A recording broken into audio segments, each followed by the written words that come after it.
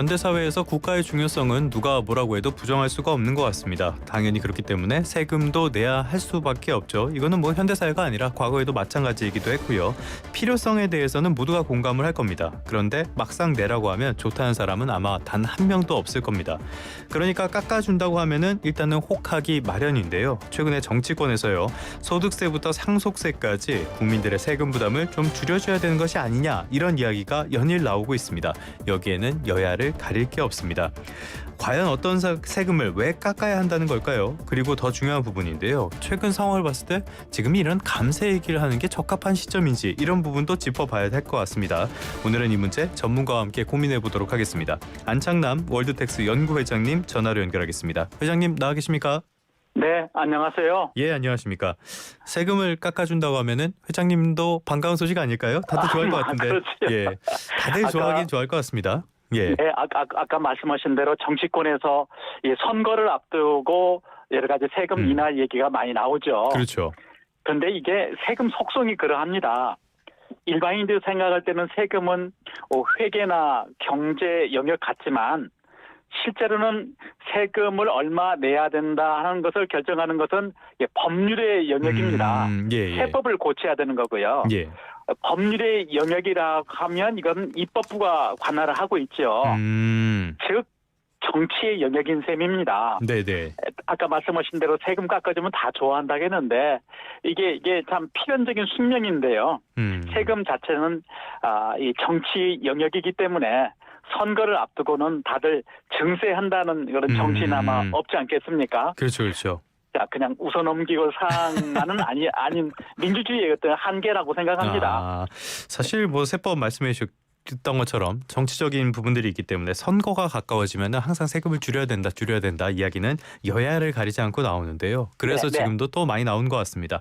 먼저 짚어볼 부분이 근로소득세인데요. 이 근로소득세라는 게 우리 같은 사람들 월급 받을 때 먼저 떼가는 그 세금 말하는 거 맞죠? 네, 맞습니다. 이게 이제 문제가 된 것이 최근에 정부가 발표를 했는데요. 2024년도 국세 수입을 갖다가 추계를 한번 해봤습니다. 그랬더니 법인세는 약 62조 원 들어온다고 하고요. 근로소득세가 64조 원 정도 들어온다고 이렇게 예상을 했습니다. 그러다 보니까 근로자들은 왜 이렇게 법인은 이제 조금 걷고 왜 근로자 우리한테만 유의할 지각 같은 우리한테만 많이 걷느냐 이렇게 이제 해서 볼멘 소리가 나오기 시작했던 것이죠. 여기서 근데 이 전후 관계를 명확하게 좀 따져봐야 될 것 같아요. 예를 들어서 신문 같은데 뉴스 헤드라인 같은 거를 보면은 예를 들어서 법인세가 제대로 안 거쳐서 근로소득세로 그걸 메운다라는 식으로 나오기도 하고요. 많은 납세자들도 그런 식으로 받아들이는 경우가 있는데 이건 아니잖아요. 그건 아닙니다. 이거 뭐 세금은 우리가 국회를 통과한 예산안을 보면은 2024년도 같이 볼 때는 2023년도는 약 56조 원 재정 적자를 예상하고 예산을 편성을 했고요. 2024년도 예산안은 90조 원 적자가 난다라고 예상을 하고 이것을 갖다 예산을 미리 편성을 한 것입니다. 실제로 2024년도에 보면은 법인세는 63조 원 거칠 것이다라고 예산을 편성을 했고요. 근로소득세는 61조 원 거친다라고 예산을 편성을 했어요. 근데 가결산을 해보니까 법인세는 62조 원 거치고 근로소득세는 64조 원 거쳤을 따름인 것입니다. 그러니까 이 상대적인 불공평성 얘기는 할 수는 있습니다. 근데 이제 제 눈으로 봤을 때는 이게 말이 됩니다. 상대적인 불공평성이라는 게 예를 들면 특정 기업 삼성 같은 경우를 한번 얘기를 해보면 삼성이 휴대폰을 2024년도에 팔았잖아요. 2024년도 시가로. 그러면 팔기 위해서는 2024년도에 월급도 줘야 되고 원자재도 사와야 되겠죠. 근데 그 가격은 2024년도를 기준으로 한다 이렇게 되어 있습니다. 그러니까 우리 그 회계 원칙에 반대로 근로소득자의 경우에는 이게 비용을 산정을 할 수 없으니까 세법에서 추계를 할 수 있는 구조를 가지고 있습니다. 기본 공제액, 근로소득 공제라고 하는 세법에서 근로소득자의 비용을 갖다가 이 정도면 되겠지라고 추계를 합니다. 그 앵커님 잘 아시다시피 배우자 공제가 연 150만 원입니다. 근데 그 배우자 공제 150만 원은 2008년도에 세법을 개정한 것이거든요. 예. 그러니까 근로 수익 금액은 2024년도에 발생했는데 비용은 2008년도 거를 갖다 쓰다 보니 그 기간 동안에 물가가 많이 올랐지 않습니까? 뭐 완전히 다른 나라가 됐죠. 예. 네. 실제로는 한 150을 기준으로 하면 한 230 정도는 돼야 맞는데 150만 해주니 그 차액 80만 원만큼은 근로자들이 공제를 덜 받았다. 예. 이런 생각이 있는 겁니다. 그다음에 또 우리 근로소득 공제액이라고 해서 예. 소득 금액에 따라서 뭐 이렇게 이제 곱해주는 우리 필요 경비 같은 것을 해주는 금액이 있습니다. 예. 이것도 사실은 2015년도, 2014년도에 만들었던 거거든요. 그러니까 이것도 2014년도에 만약에 3천만 원이면 2024년도에는 이게 한 4천만 원, 5천만 원 돼야 맞지 않겠어요? 뭐 그렇죠. 예. 근데 이게 법률로 딱 규정을 하다 보니 법을 그렇게 제가 말씀드린 대로 소비자 물가 지수와 연계해서 금액이 올라가려면 매년 법을 바꿔야 되거든요. 예. 근데 국회가 어떻게 매년 법을 바꿀 수가 있겠습니까? 뭐 한 번도 제대로 못 바꾸는데. 예. 한 번도 제대로 못 바꾸는. 그렇죠. 그래서 그 볼멘 소리가 증폭되다 보니 법인세는 왜 약하게 걷고 왜 근로자만 가지고 왜 이러느냐 이 볼멘 소리가 나오기 시작하고 그 대안으로 국회가 바쁘니 그렇게 하지 말고 2020년도 물가지수를 100으로 볼 때 2024년도 소비자 물가지수가 115로 나오거든요. 네네네. 그러면 2020년도에 배우자 공제를 150만 원으로 했으면 2024년도에는 그만큼 올라간 180만 원 정도로 자동적으로 세법을 개정하지 않고 자동적으로 해주자는 거죠. 그렇게 될 수 있게. 예, 그렇게 있다면 그러면 근로자들도 그도 뭐 납득하지 않겠습니까? 근데 이게 지금 현행 법상으로는 구조가 이렇게 안 되어 있으니 이 부분을 바꾸자. 예. 네, 그게 합리적이다 하는 것이죠. 세법이라는 게 아무래도 국민에게 의무를 부여하는 거다 보니까 기준을 아주 명확하게 법에 써놔야 될 필요성이 있기 때문에 그게 어떻게 보면 이런 부작용도 부르는 것 같기는 해요. 말씀하신 것처럼 물가와 연동하자라는 목소리가 하나가 있고요. 소득세의 기본 공제 금액을 올리자라는 안도 있던데 이거는 어떤 겁니까? 예. 소득세 기본 공제액이 아까 지금 제가 말씀드린 배우자 공제 사실 배우자 공제액이 150만 원인데 뭐 우리 근로자들 다 아시겠지만 배우자한테 나와 같이 살고 있는 배우자한테 1년에 150만 원만 줄까요? 그럴 리가. 예. 또 자녀들도 150만 원 이렇게 돼 있으니까 이건 아니다 하는 거죠. 예. 실제 상황에 맞게 하자라는 것이고. 예.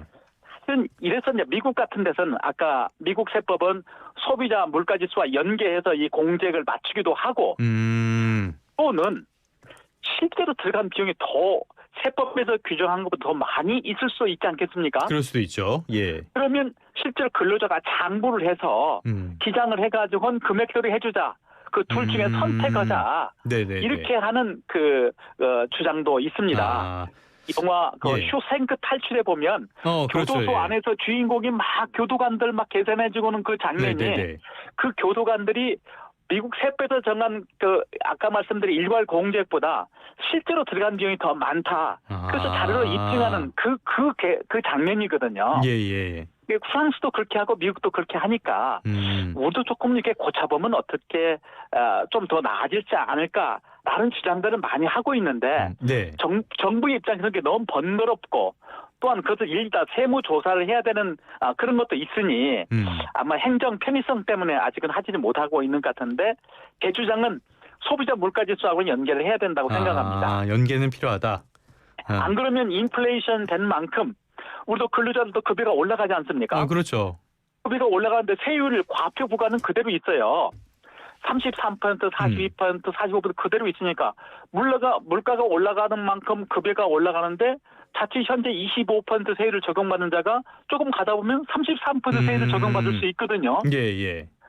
내 생활은 내 월급은 많이 늘어난 것 같지 않은데 적용되는 세율은 높아지니 실질적인 인플레이션 증세다. 예. 이런 얘기들이 많이 나옵니다. 뭐 어떤 면에서는 중간 구간쯤에는 역전되는 경우도 발생할 것 같아요. 나오죠. 예. 나옵니다. 그렇기 때문에 교수님 말씀하신 것처럼 어떤 면에서는 지금 근로소득세 기준을 바꿀 필요는 있다라고 볼 수가 있는데 문제는 이게 과연 적합한 시점이냐 이런 말들이 나오는 거죠. 세수 감소라든지 세수가 지금 예상보다 안 거치고 있다 이런 이야기들 계속 나오지 않습니까? 네. 그래서 지금 이게 논의하기가 적절한 시점이냐 이 부분에 문제가 있는 건데 교수님은 어떻게 보세요?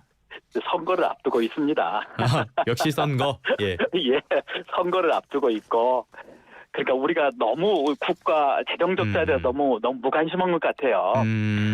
2023년도 56조 원, 2024년도 90조 원. 예. 사실 이것보다 더 무서운 것은 국가 채무가 그렇죠. 2024년도에 한 200조 원 가까이 돼갑니다. 예. 이걸 이제 누가 갚습니까?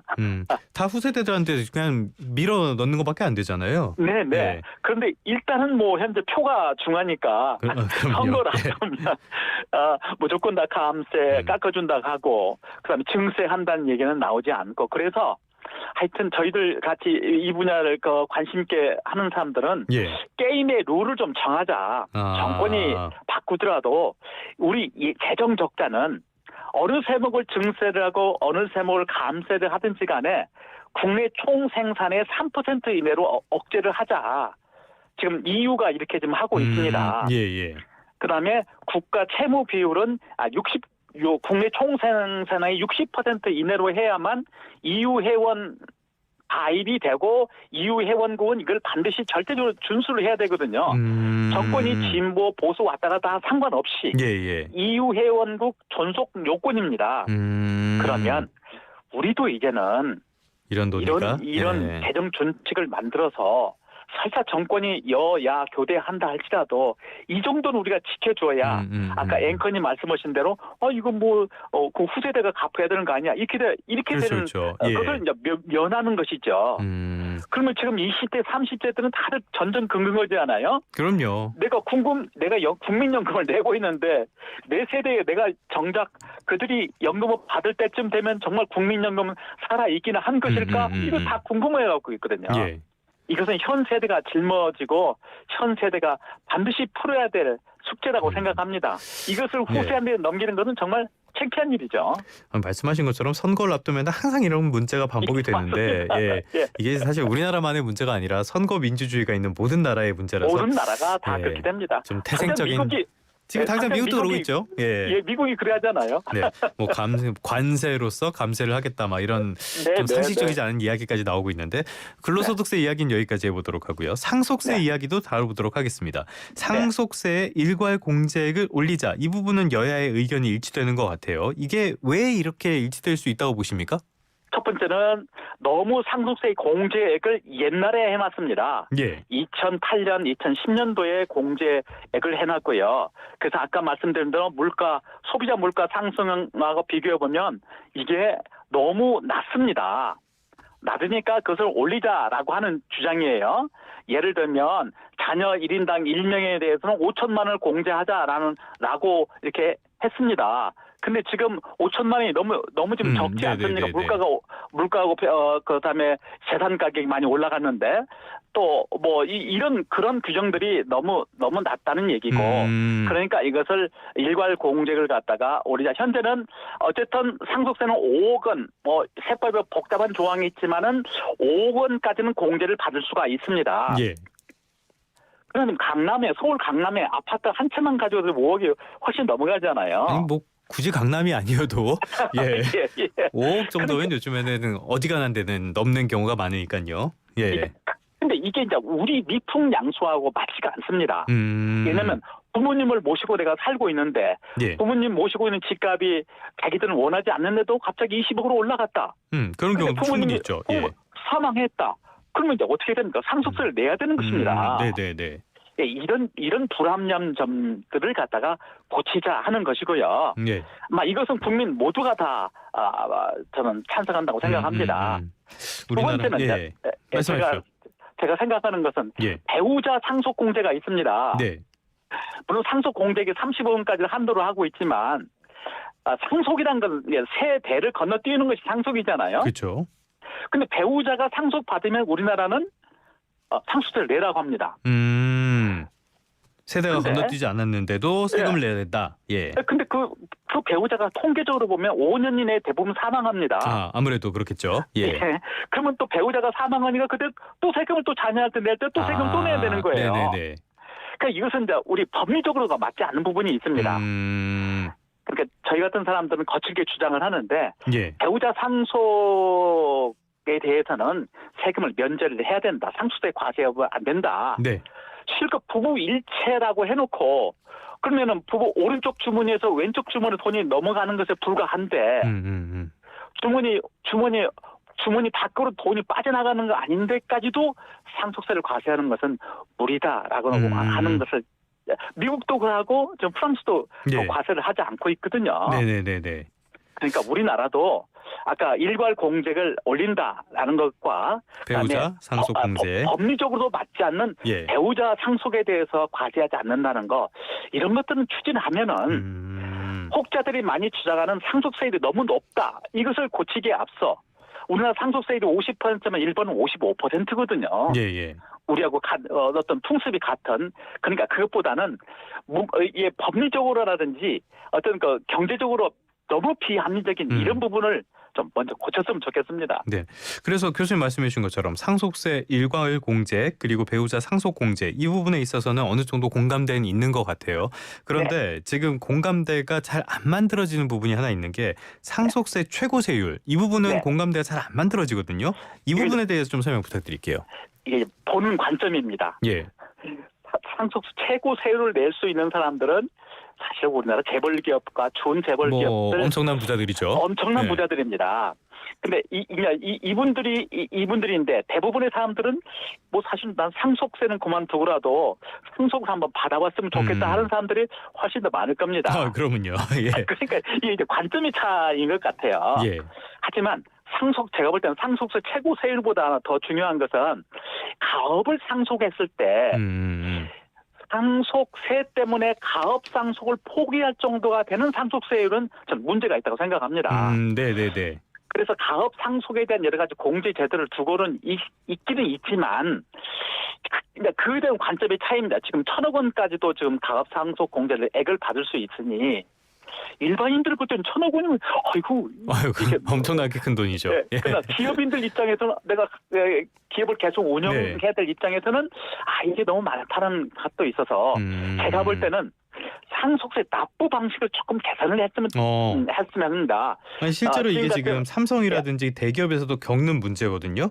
네, 실제로 납부 방식은 어떤 식으로 개선할 수 있는 겁니까? 한꺼번에 받지 말고 이것을 갖다가 20년, 30년 롱텀을 해가지고 받게 한다면 그러면 상속세 납부에 대한 부담은 상당히 줄어들 거 아니겠는가. 지금은 분납이 안 됩니까 이거는? 분납이 됩니다. 일정 금액이 있잖아요. 그런데 기간이 너무 짧습니다. 그걸 더 길게 하는 게 좋겠다. 네. 그것을 부담을 느끼지 않게 매년 얼마씩 상속받는 우리가 평균 세대가 30년, 40년이 되니까 그거의 40년, 30년 나누면 되지 않겠습니까?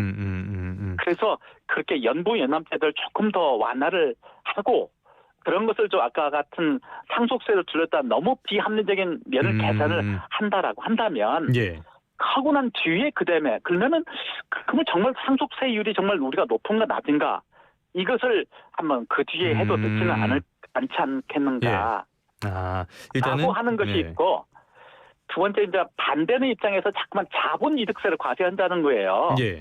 그 자본이득세를 다른 말로 하면 양도소득세입니다. 네네. 이 얘기입니다. 아버지의 재산을 아들이 상속받습니다. 이때 상속세를 과세하지 않는 거예요.